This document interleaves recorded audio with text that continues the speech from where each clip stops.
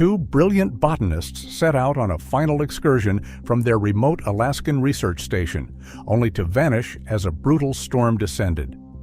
For 9 years, their disappearance was considered a tragic accident, another story of lives claimed by the unforgiving wilderness.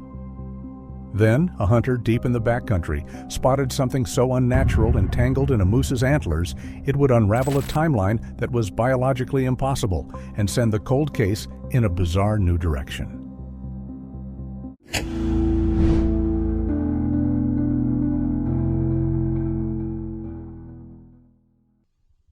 The first sign of trouble at the remote Alaskan research station wasn't a distress signal or a cry for help. It was the quiet persistence of two unoccupied bunks. It was August 2007.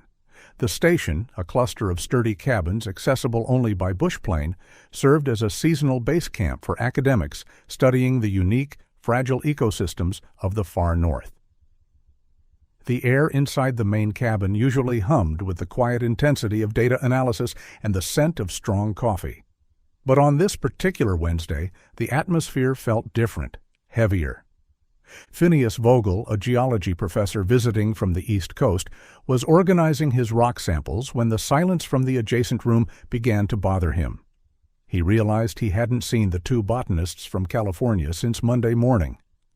While researchers often worked long, irregular hours, sometimes camping overnight near their study sites, this absence felt prolonged, especially given the rapidly changing weather. The sky outside was a bruised, ominous gray, the prelude to a significant storm system already pushing an icy wind down from the mountains. Vogel sought out the lodge organizer, the person responsible for the complex logistics of the station. When Vogel inquired about the botanists, the organizer checked the manifest. The realization was immediate and alarming. Oki Koyamada, 31, and Yumi Hamasaki, 26, were scheduled to depart that afternoon. Their bush plane was already scheduled for pickup, connecting them to their flights back to California. A quick inspection of their room confirmed Vogel's suspicion.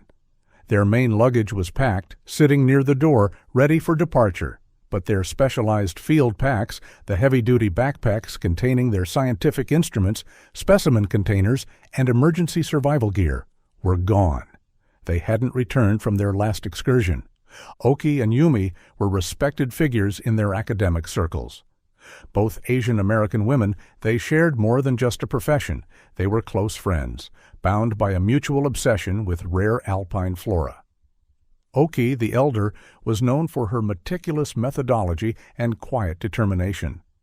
Yumi, at 26, brought a vibrant energy to their partnership, eager to explore the challenging terrain in search of new discoveries. They had traveled to this remote part of Alaska specifically to study plant species that thrived only in these harsh, high-altitude conditions. Investigators later pieced together their last known movements by interviewing the other academics at the station. Oki and Yumi were last seen on Monday morning, preparing to head toward a notoriously difficult ridge several miles from the base camp. It was an area known for its unique microclimate and the specific plants they were studying. The incoming weather had been a topic of discussion that morning. Several researchers recalled advising caution, noting the rapidly dropping barometric pressure. According to witnesses, Oki and Yumi were aware of the forecast but were determined to collect a final set of samples before the storm hit and their trip concluded. They were experienced, respected the wilderness, and seemed confident they could complete the excursion and return before the weather turned severe. But now, 48 hours later, the storm was beginning to break over the cabin, and the bunks remained empty. The isolation of the location meant immediate help was not readily available.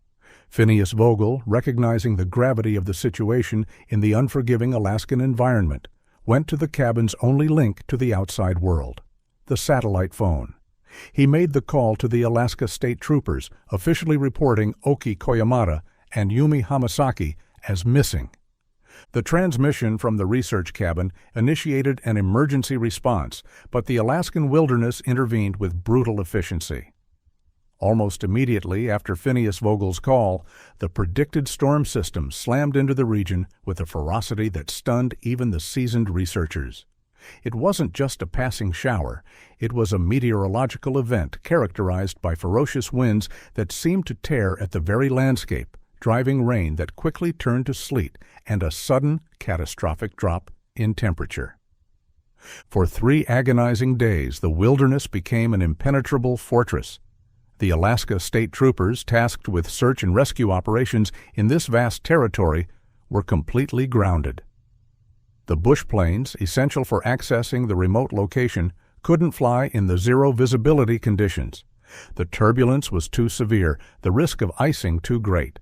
Ground teams couldn't mobilize. The trails, difficult under the best circumstances, were now treacherous, obscured by the weather, and threatened by flash flooding in the lower elevations and whiteout conditions higher up. The delay was excruciating. Every hour that passed significantly decreased the probability of survival for anyone caught exposed. Inside the cabin, the atmosphere was thick with anxiety. The researchers huddled around maps, trying to pinpoint the exact route Oki and Yumi might have taken, identifying potential shelters or hazards along the way. But the conversations always circled back to the same grim reality. The storm was relentless and the wilderness unforgiving. As the storm raged, the news of the disappearance reached California. Etsuko Hamasaki, Yumi's mother, was plunged into a nightmare. Etsuko had always been immensely proud of her daughter's achievements, Yumi's intelligence, her adventurous spirit, and her dedication to science. The thought of her vibrant, capable daughter lost in the brutal Alaskan weather was paralyzing. But Etsuko refused to succumb to despair. As soon as travel became feasible, she flew to Alaska, determined to be present and to push for answers. When the storm finally abated after 72 hours, the landscape had been transformed. The clear skies allowed the mobilization of a massive search effort. Alaska State Troopers, specialized search and rescue SAR teams, and experienced local volunteers converged on the area.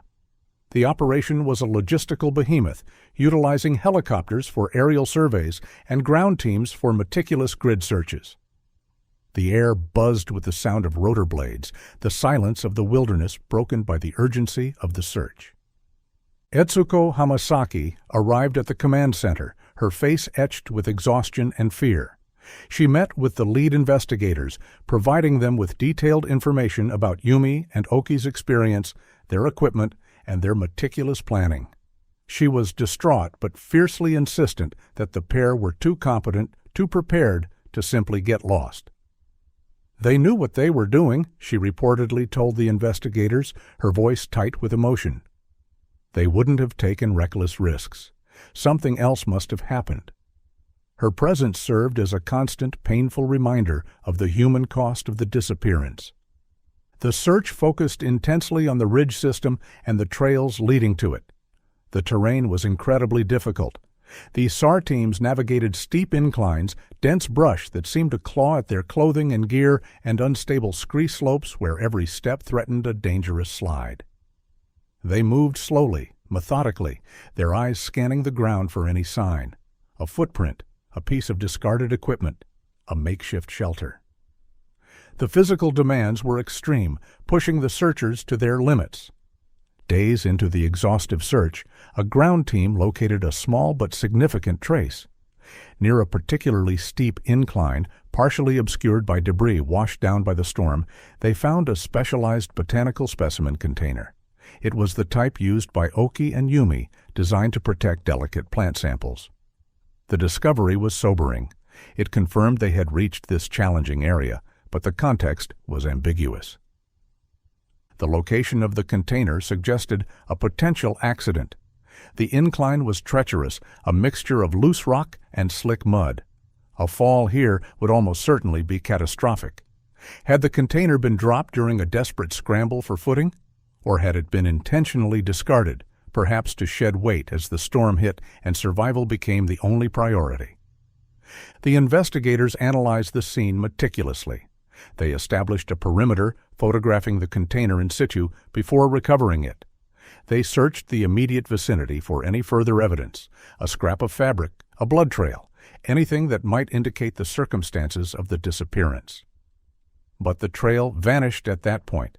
The severe storm damage had erased any footprints or other discernible signs of their subsequent movements. The wilderness had effectively cleaned the slate. The prevailing theories among the investigators centered on environmental factors. The most likely scenario was that Oki and Yumi were caught in the sudden onset of the storm. In the high-altitude environment, visibility would have dropped to zero almost instantly. They could have become disoriented, perhaps stepping off the trail and succumbing to hypothermia within hours. The catastrophic fall suggested by the location of the container remained a strong possibility. Wildlife attack, always a consideration in the Alaskan wilderness, was also explored.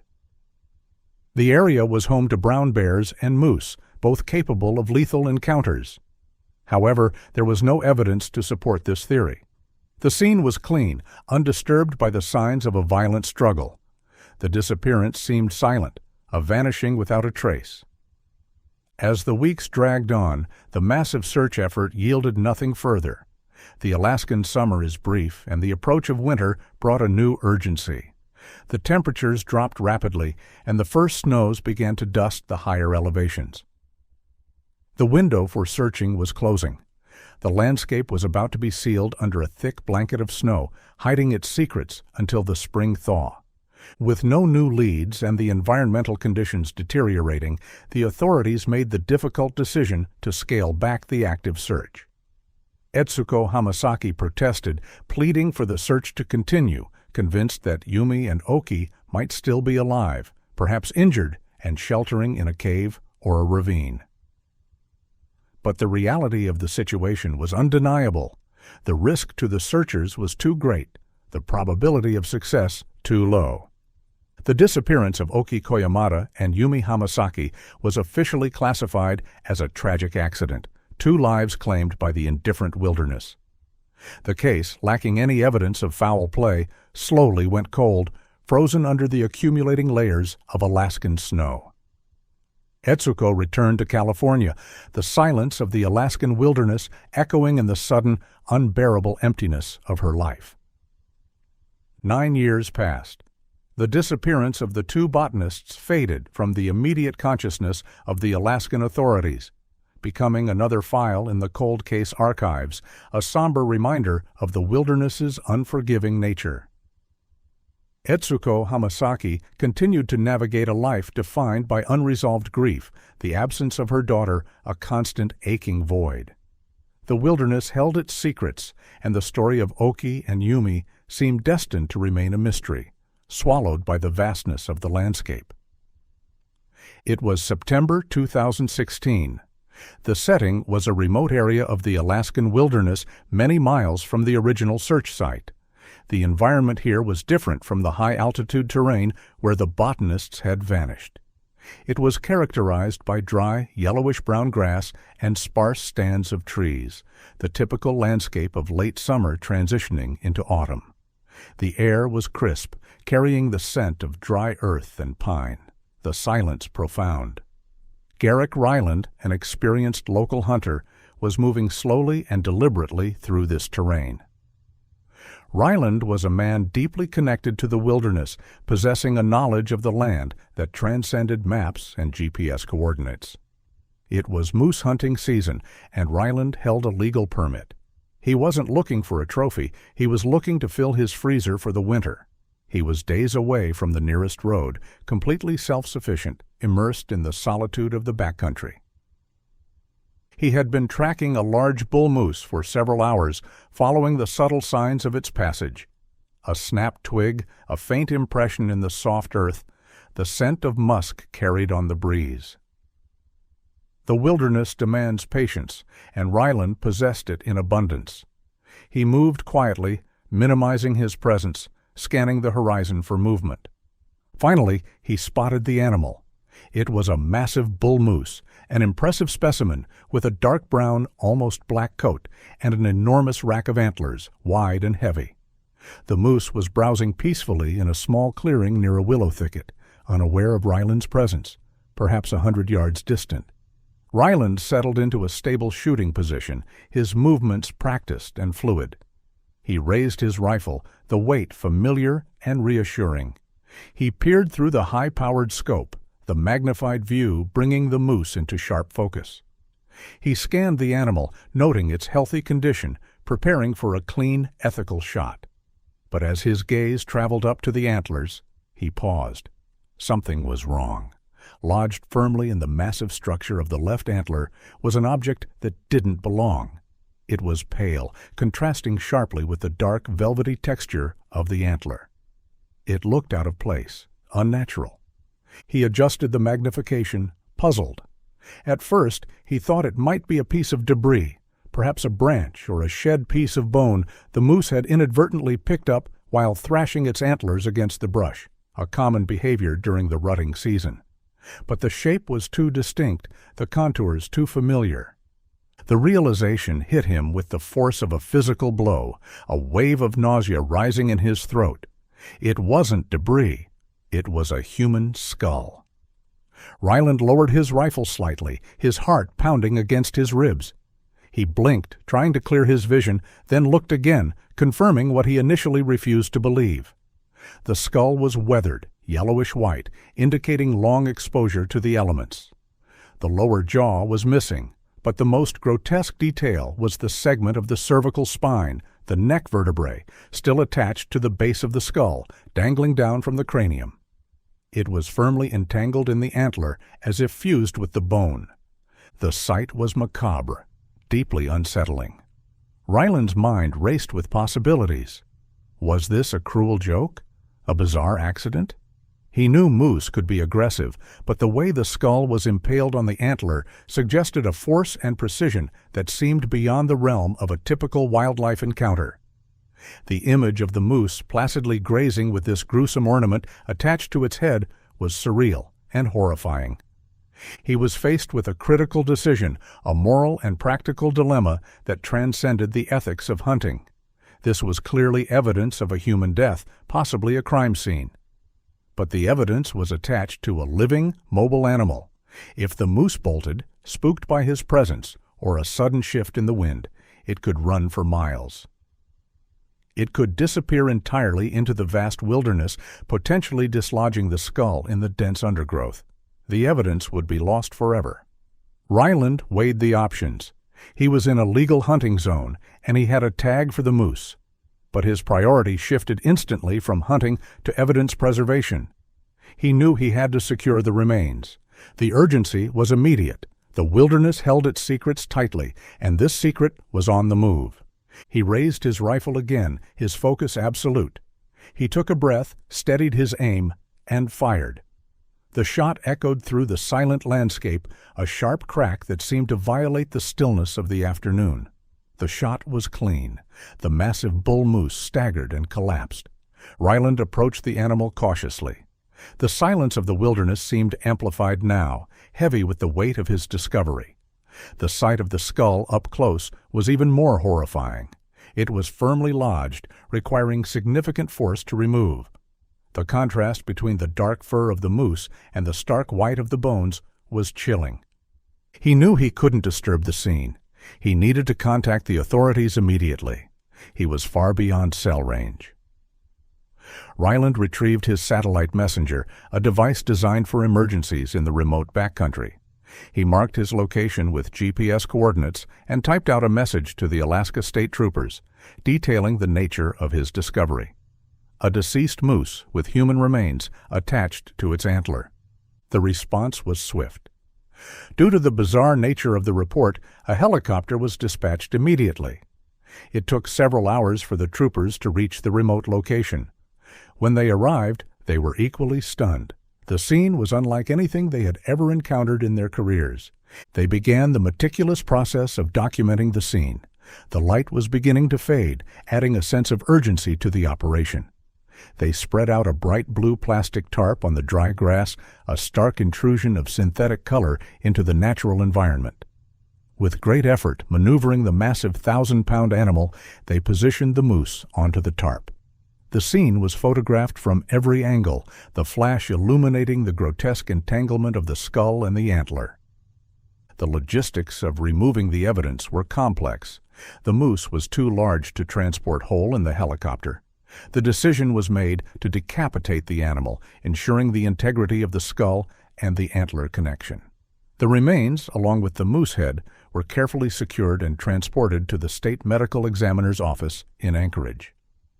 Garrick Ryland provided his statement, detailing his discovery and his decision to shoot the animal.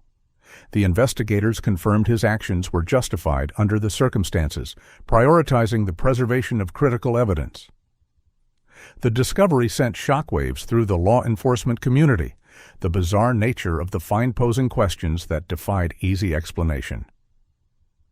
The arrival of the evidence at the State Forensic Laboratory in Anchorage caused an immediate sensation.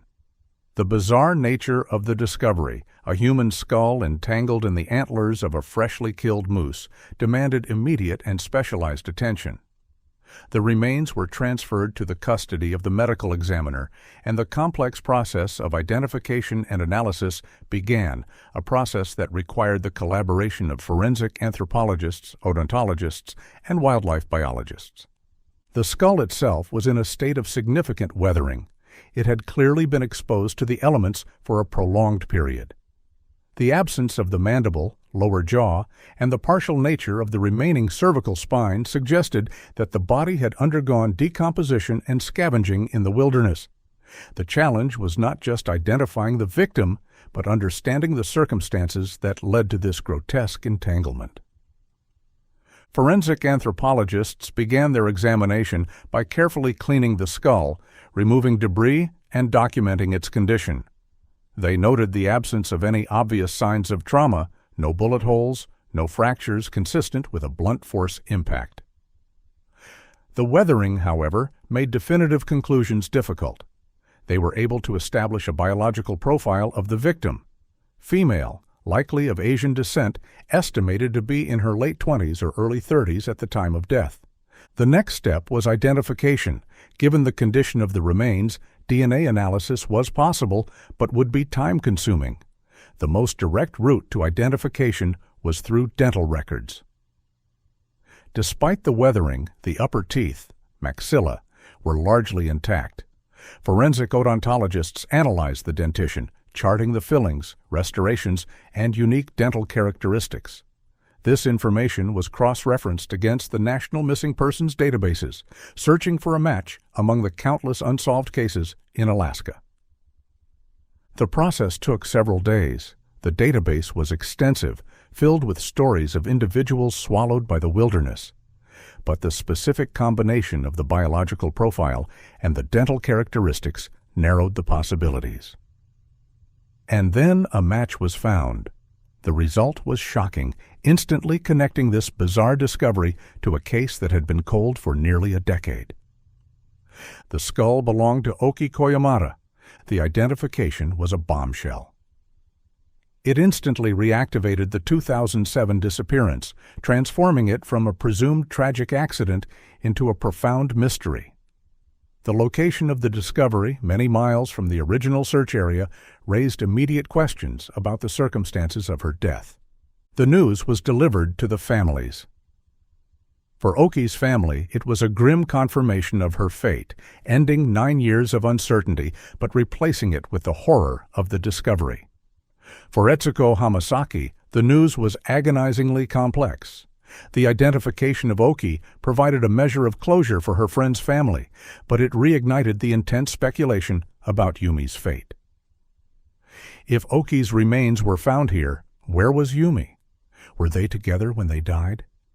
The uncertainty, dormant for years, returned with renewed intensity. The investigation immediately shifted focus. The initial theories surrounding the discovery that the moose had attacked and killed Oki, or that it had simply picked up the skull from the ground, were now complicated by the timeline. If Oki died in 2007, the circumstances of the entanglement became even more baffling. Investigators consulted with wildlife biologists from the Alaska Department of Fish and Game, seeking expert insight into moose behavior and the nature of their antlers. And it was here that the investigation encountered a critical, confounding paradox, a biological fact that shattered the entire timeline of the case. The biologists explained a fundamental aspect of moose physiology. Bull moose shed their antlers every single winter. The massive racks that characterize the males are not permanent structures. They are grown anew each spring and summer, starting as soft, velvet-covered cartilage and gradually hardening into bone. The growth process is rapid, fueled by the nutrient-rich vegetation of the short Alaskan summer. By the fall, the antlers are fully developed and used for display and combat during the rutting season. But as winter sets in and testosterone levels drop, the antlers detach from the skull and fall off, and the cycle begins again. This biological fact had staggering implications for the investigation. If Oki Koyamada died in 2007, her skull could not have been attached to this specific antler for 9 years. It was biologically impossible. The antler found by Garrick Ryland had grown entirely during the spring and summer of 2016. The timeline was shattered. The realization transformed the investigation. It meant that the skull must have become entangled in the antler recently, within the last 6 to 8 months. This realization posed a central, baffling question. If Oki died in 2007, where was her skull for the intervening 8 years? And how, after all that time, did it end up on a moose antler in 2016? The investigation shifted focus. It meant that Oki's remains had been resting somewhere else, undisturbed, for 8 years before being disturbed and picked up by the moose in 2016. The location where the moose was found might not be the location where Oki died. The moose could have traveled miles from the site of the entanglement. The investigators analyzed the entanglement itself in light of this new information. The skull was firmly lodged. The biologists suggested that the entanglement might have occurred when the antler was still growing and softer during the velvet stage. Perhaps the skull became embedded in the soft cartilage, and the antler tissue grew around it, hardening into bone and securing the skull in place. This would explain the firmness of the connection, but it also suggested a very specific window of time during the spring or early summer when the entanglement occurred. Theories began to circulate attempting to explain this bizarre phenomenon. Had Oki's body been preserved in ice or a glacier for years, only recently exposed by thawing? This was a possibility in the Alaskan wilderness, where climate change was rapidly altering the landscape, exposing long frozen remains. If her remains had been washed out of the ice, they could have been deposited in an area accessible to the moose. Another theory was more sinister. Had the scene been staged? Had someone found Oki's remains and deliberately attached them to the moose? This seemed highly unlikely, given the difficulty of approaching a wild bull moose, especially during the antler growth phase when they are particularly sensitive. Furthermore, the entanglement appeared organic, albeit bizarre, with the bone structure suggesting the antler had grown around the skull. To solve the mystery, investigators needed to determine where the moose had been during the spring and summer of 2016. They needed to backtrack the animal's movements, not just over days or weeks, but over the entire growth cycle of the antler. Traditional search methods were insufficient. The investigation required a breakthrough, a way to read the history recorded in the bone of the antler itself. The wilderness held secrets, and it seemed determined to reveal them in the most bizarre and unsettling ways. The realization that Oki Koyamada's skull had only recently become attached to the moose antler presented a unique and daunting investigative challenge. The location where Garrick Ryland found the moose was likely irrelevant to the location of Oki's death or the place where her remains had rested undisturbed for 8 years. To find the rest of Oki's remains, and potentially those of Yumi Hamasaki, investigators needed to determine where the moose had traveled during the specific time frame when the antler was growing and the entanglement occurred. This was a monumental task. Bull moose can roam over vast areas, and the Alaskan wilderness offered endless possibilities, a landscape defined by its sheer scale and inaccessibility. Traditional investigative techniques, ground searches, aerial surveillance, were too broad, too inefficient for the magnitude of the problem. The investigation needed a way to narrow down the search area, a method to read the history recorded in the evidence itself, a way to turn the antler into a map. The breakthrough came from an unexpected field: geochemistry.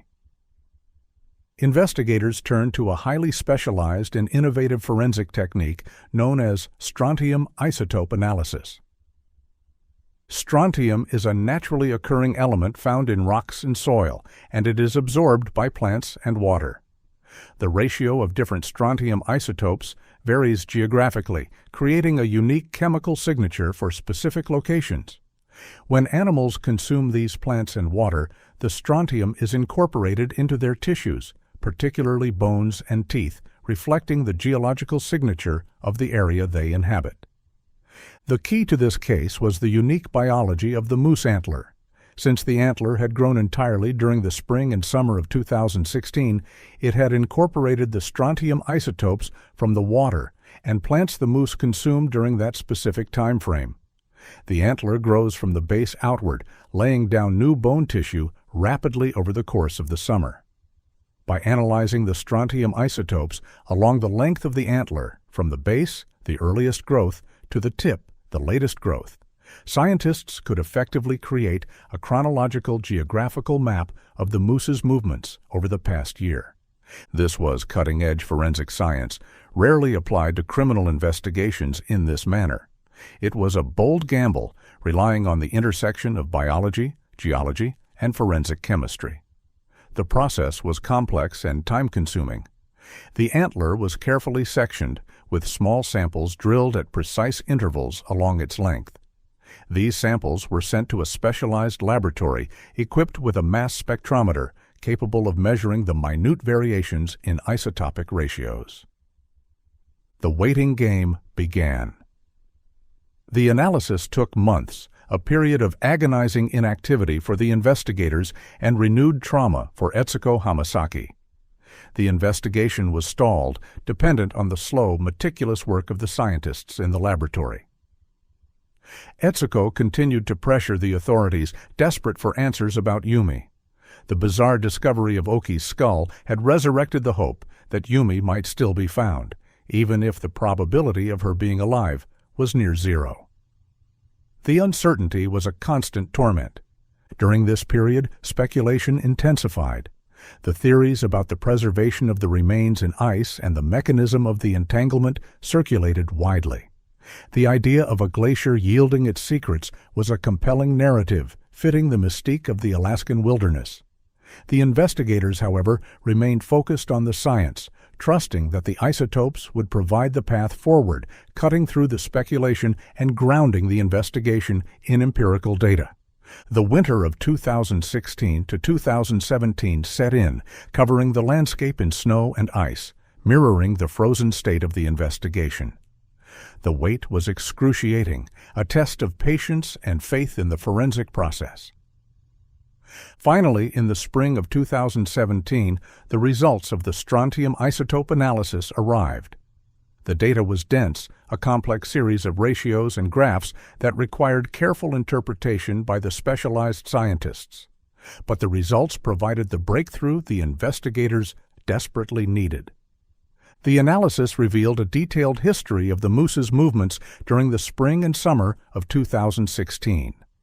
The isotopes indicated that the moose had spent the majority of the summer, the period when the antler was actively growing and hardening and when the entanglement likely occurred, in a specific, extremely remote valley.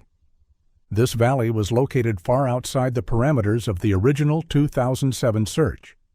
The initial search had focused on the high-altitude ridge corresponding to the botanists' research objectives. The valley identified by the isotope analysis was in a different watershed entirely, a lower elevation area characterized by dense forests, rugged terrain, and marshlands. The location was highly inaccessible, requiring specialized transport and expert navigation skills to reach. It was not on any established trails or flight paths. It was an area known only to a few experienced local hunters and trappers, a place where the wilderness remained largely untouched by human presence, a place where one could disappear without a trace. The strontium isotope analysis had done what traditional methods could not. It had narrowed down the vast Alaskan wilderness to a specific, manageable search area. The investigation now had a destination. The focus shifted from the abstract science of geochemistry to the concrete reality of a remote, unexplored valley. The investigators prepared to deploy, knowing that this valley likely held the key to the fate of Oki Koyamata and Yumi Hamasaki. The 9-year-old mystery was rapidly unraveling, guided by the silent testimony embedded in the bone of the moose antler. In the late spring of 2017, as the snow finally receded from the high country, a specialized team of Alaska State Troopers and forensic experts was deployed to the remote valley identified by the strontium isotope analysis. The deployment was a significant logistical undertaking. The valley was inaccessible by ground vehicles. The team and their equipment had to be transported by helicopter, establishing a base camp in the rugged terrain. The isolation was profound, the silence broken only by the sounds of the wilderness and the occasional radio communication with the outside world.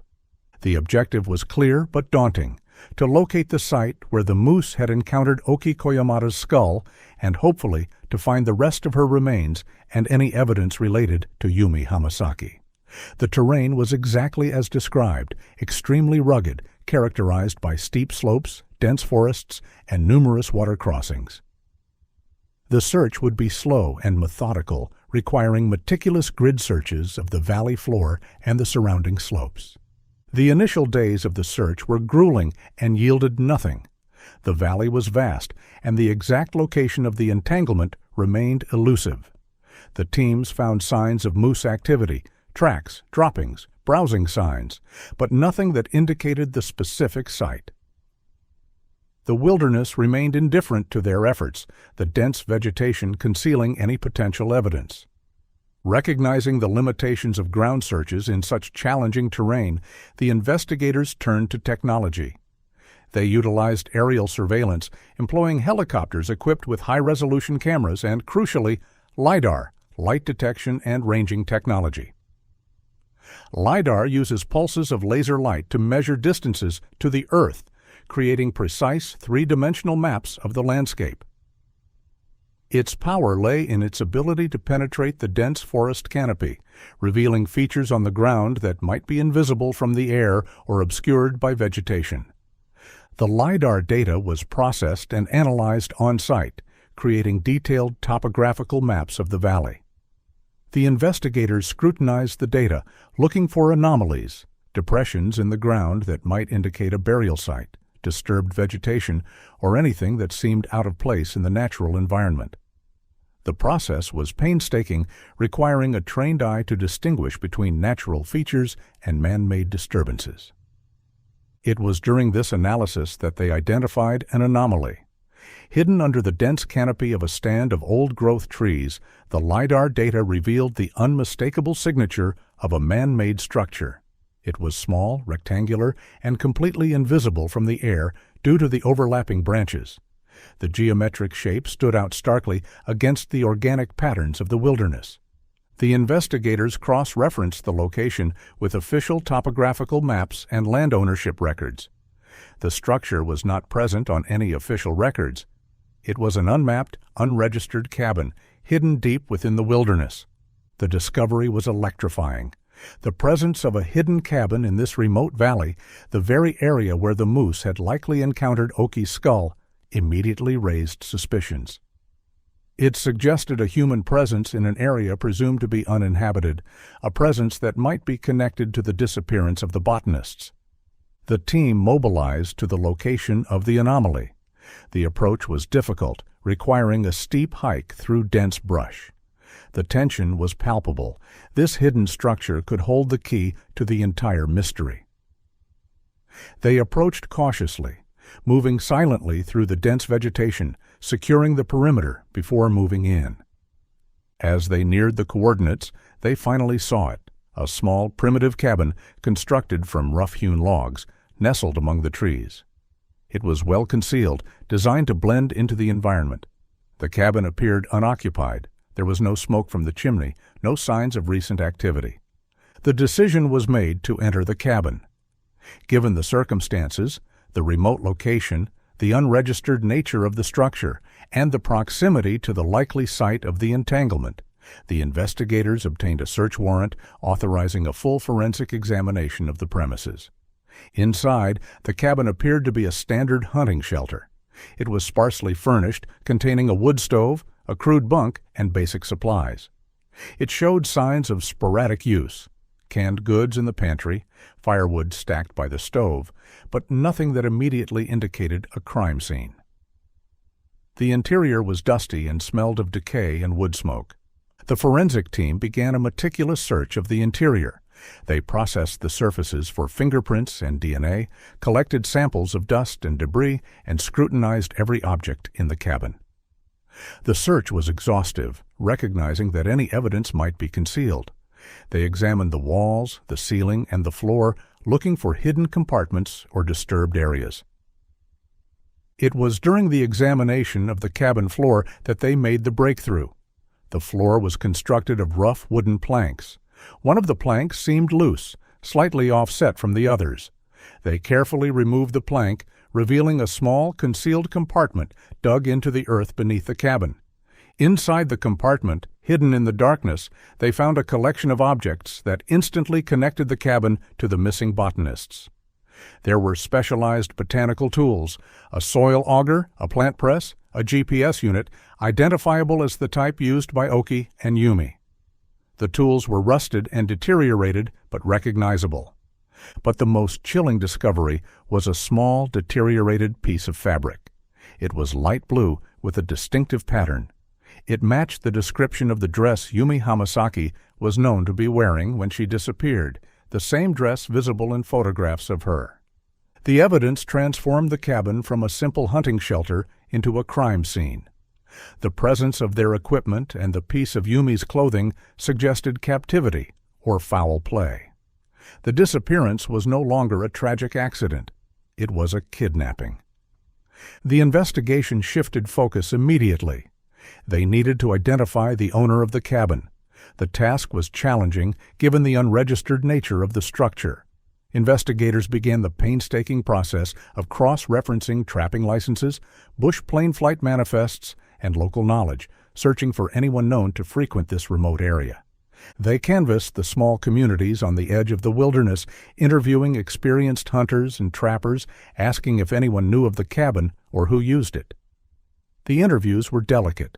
The people who frequented the deep backcountry were often solitary and suspicious of authority. The investigation finally identified a person of interest. His name appeared on several old flight manifests indicating travel to the general vicinity of the valley.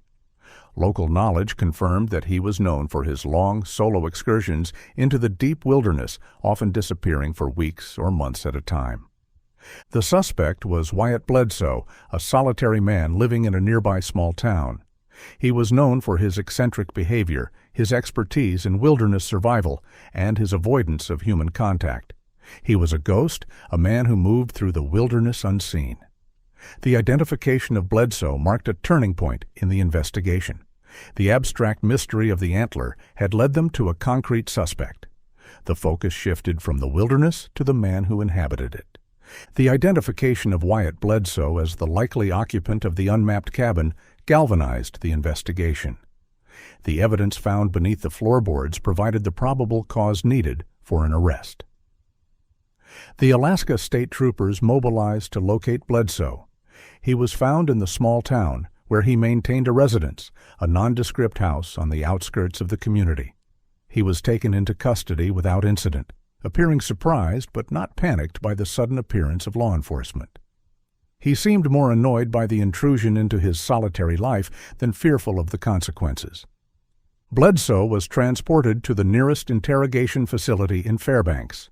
He was a man in his late 50s, weathered by years of exposure to the elements, with a guarded demeanor and eyes that seemed accustomed to scanning vast distances. The interrogation room was sterile, a stark contrast to the wilderness he inhabited. The investigators were aware that they were dealing with a highly intelligent and elusive individual, a man accustomed to solitude and self-reliance. They knew that extracting a confession would require a methodical psychological approach.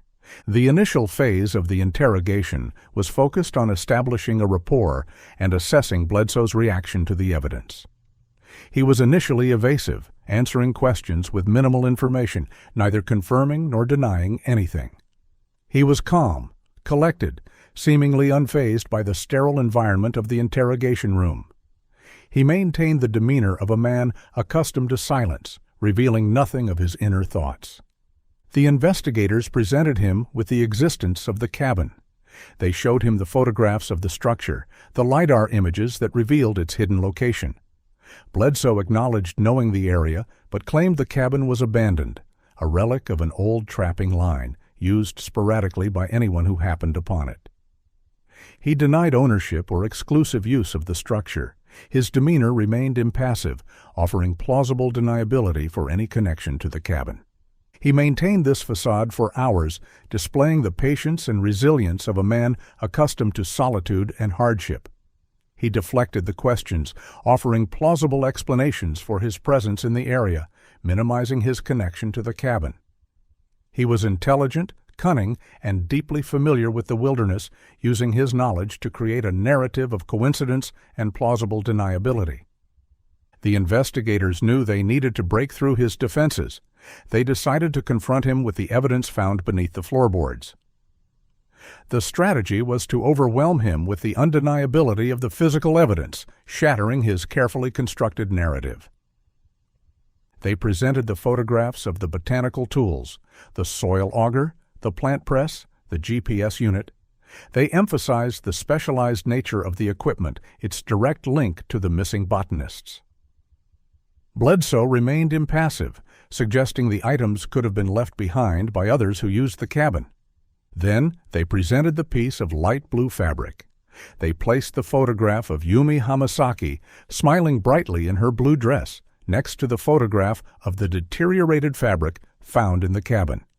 The match was undeniable. When confronted with this evidence, Bledsoe's solitary facade began to crack. His demeanor shifted. The calmness was replaced by a subtle agitation, his eyes darting around the room, avoiding the gaze of the investigators. He realized the gravity of the situation. The connection was too direct, too intimate, to be explained away by coincidence. The investigators pressed him, highlighting the inconsistencies in his story, the improbability of his explanations. They emphasized the forensic evidence linking him to the cabin and the victims. They spoke about the 9 years of agony the families had endured, the relentless search for answers. And then, after hours of intense interrogation, Wyatt Bledsoe confessed. The confession was chilling, a detailed account of the events of August 2007, delivered in a monotone voice, devoid of emotion, as if recounting a mundane hunting trip. It revealed a story of survival, desperation, and calculated cruelty. Bledsoe recounted that he was at his cabin when the massive storm hit. He was accustomed to the severe weather, prepared and secure in his hidden shelter. On the second day of the storm, August 14, 2007, he was checking his traps near the cabin when he encountered Oki and Yumi. They were lost, disoriented, and showing early signs of hypothermia. They had been caught in the storm, their gear insufficient for the intensity of the weather. They were en route, having deviated from the high-altitude ridge in a desperate attempt to find shelter. They were on the verge of collapse. Bledsoe stated that he offered them assistance, guiding them to his cabin. They were grateful, relieved to be out of the storm. He provided them with food and warmth, playing the role of the savior. But Bledsoe admitted that his motivations changed rapidly. He was a solitary man, isolated from society for long periods.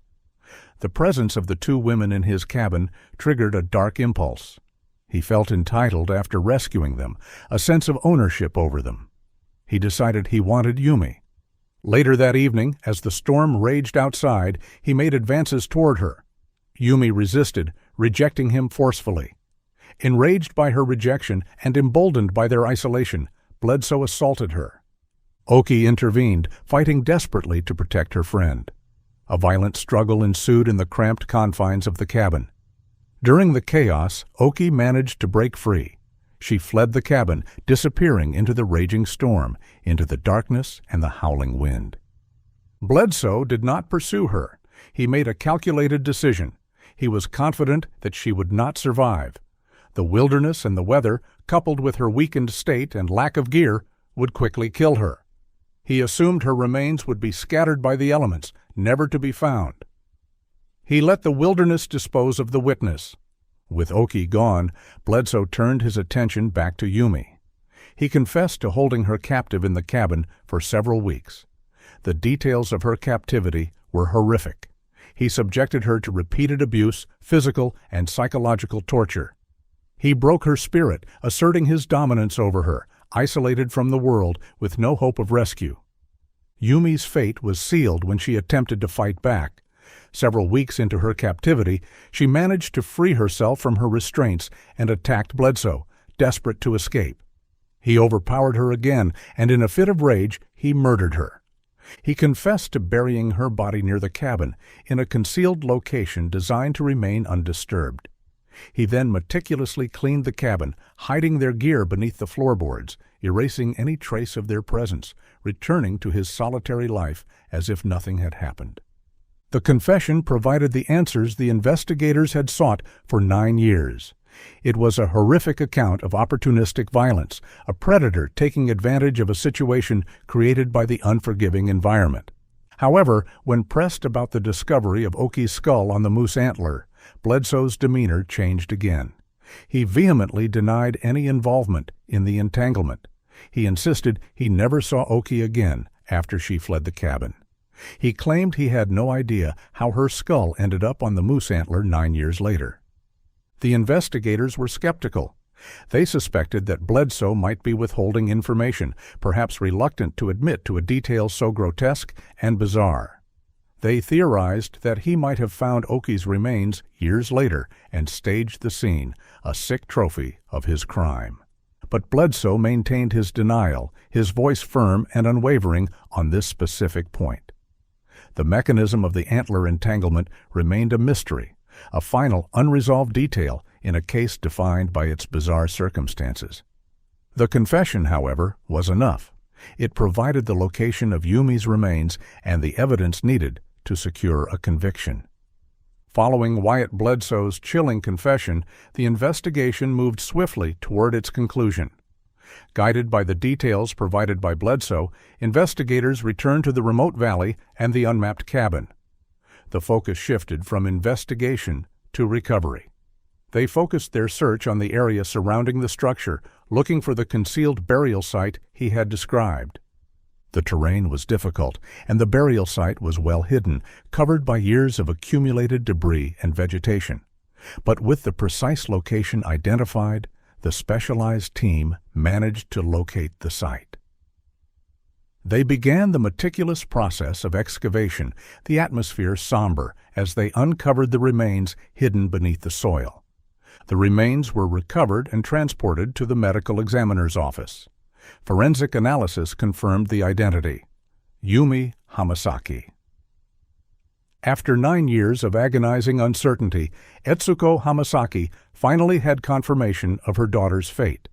The news was devastating, the details of Yumi's captivity and murder almost unbearable. But it provided the closure she had desperately sought, the ability to finally mourn her daughter and bring her remains home. The legal process against Wyatt Bledsoe proceeded quickly. Faced with the overwhelming evidence, including his own confession and the discovery of Yumi's remains, Bledsoe chose to plead guilty, avoiding a trial that would have forced the families to relive the horrific details of the crime. In 2018, Wyatt Bledsoe was convicted of the kidnapping and murder of Yumi Hamasaki and charges related to the kidnapping of Oki Koyamada. He received a mandatory life sentence without the possibility of parole. Extensive searches were conducted in the area surrounding the cabin, attempting to locate the rest of Oki Koyamada's remains. The searches failed to find anything further. Authorities concluded that Oki perished in the wilderness shortly after her escape in 2007, succumbing to the storm and the harsh environment. Her remains were likely scattered by scavengers and the elements over the intervening years. The mechanism by which her skull ended up on the moose antler 9 years later remains an enduring mystery. Whether it was a freak natural occurrence, perhaps her remains were unearthed by erosion or a landslide, and the moose, thrashing its newly grown antlers against the ground, became violently entangled. Or a gruesome detail that Wyatt Bledsoe refused to admit, the truth remains unknown. The bizarre discovery that broke the case wide open ultimately remained the one detail that defied explanation.